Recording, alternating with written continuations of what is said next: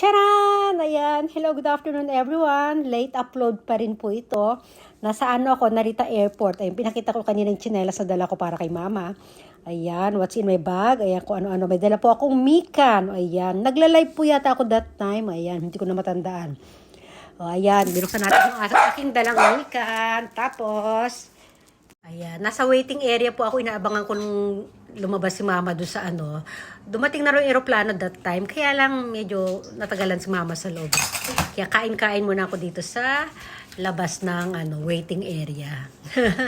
O yan, baon ko yung ano na yan. Pangalawa na yan, kinain ko ng mikan na yan.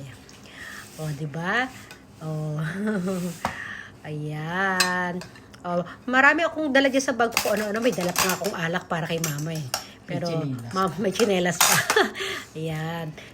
Mamaya ako ilalabas pag ano. O, diba? Paano hanggang dito na lang muna. Bye!